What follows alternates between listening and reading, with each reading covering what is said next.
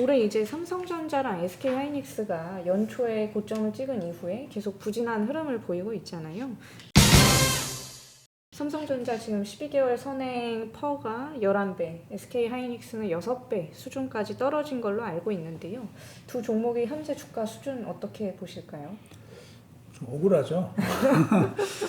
왜냐하면 이제 지금 잘 나간다고 하는 반도체 업체들 보면은 TSMC가 한 24배, 25배. 23배, 24배요. 그렇게 되고 엔비디아 제일 잘 나가는데 엔비디아는 47배. 와.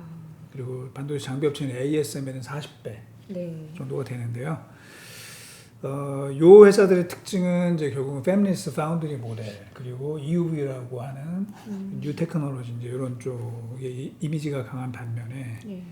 기존에 이제 반도체에서 약간 굴뚝 냄새가 난다 그럴까 뭐 이렇게 표현할 수 있는 뭐 인텔, 네.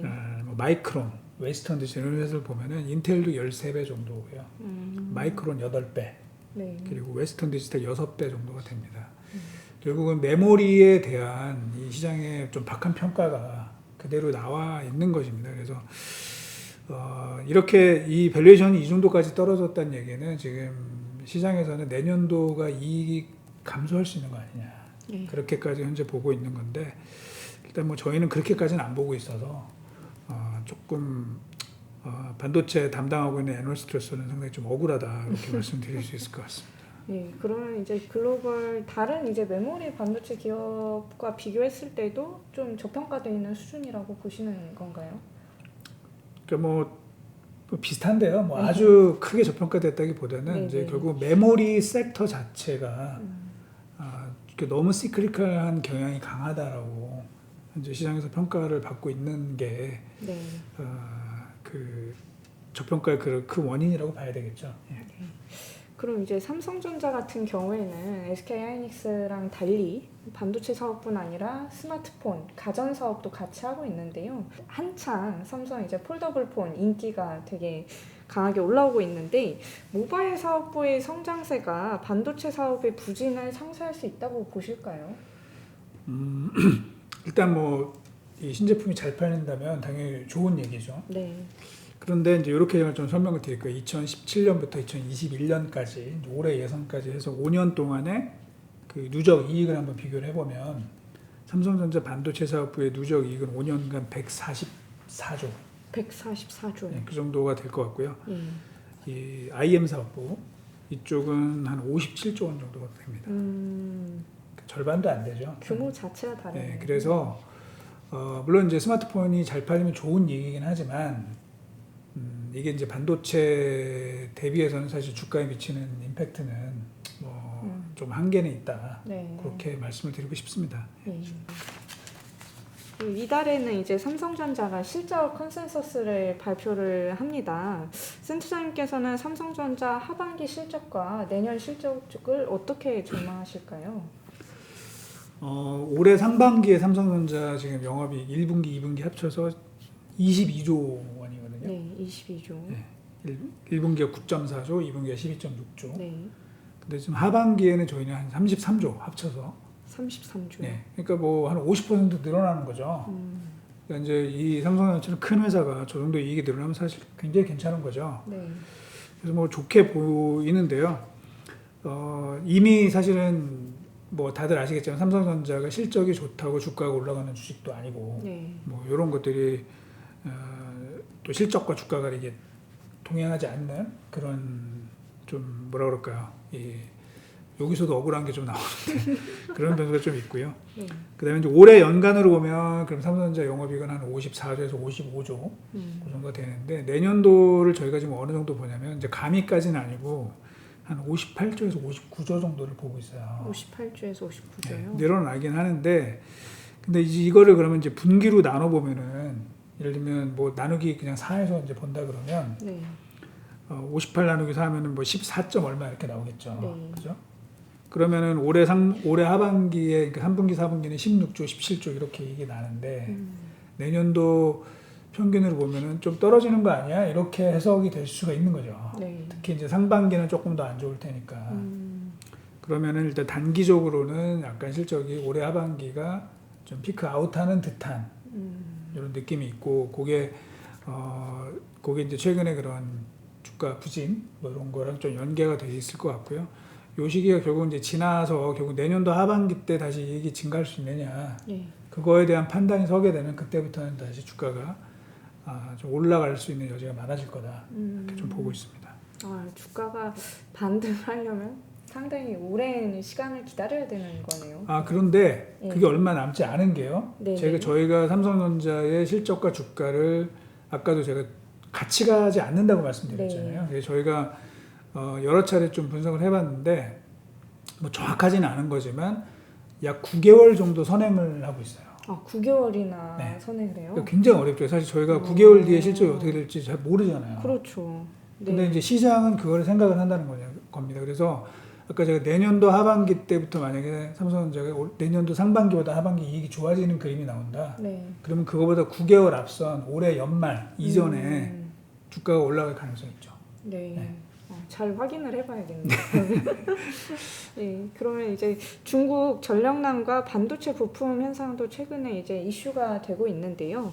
삼성전자와 SK 하이닉스에 각각 미칠 영향은 어느 정도일까요?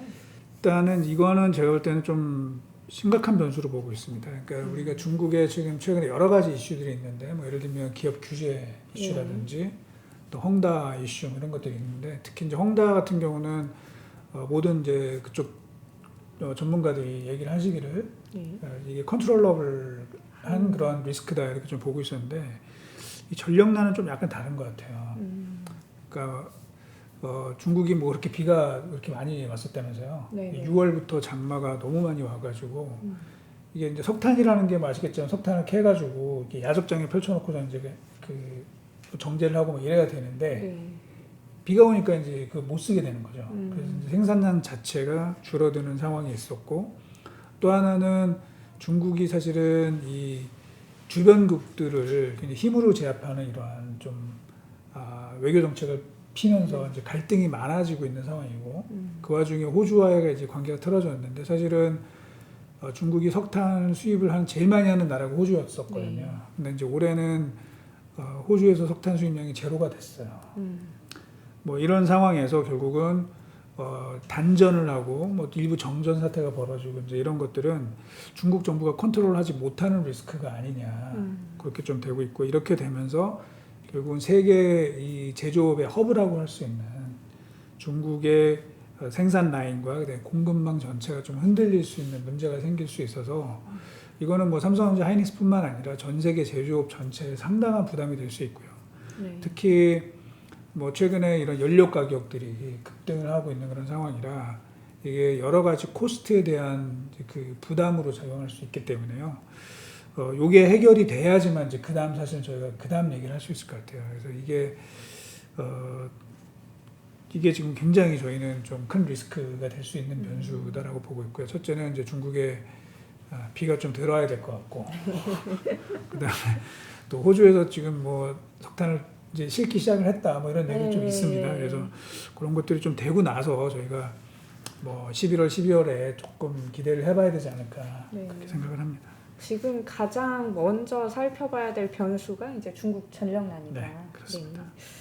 그러면 이제 현재 삼성전자랑 SK 하이닉스가 두 종목 모두 이제 고점 대비 주가가 크게 하락한 상황인데요.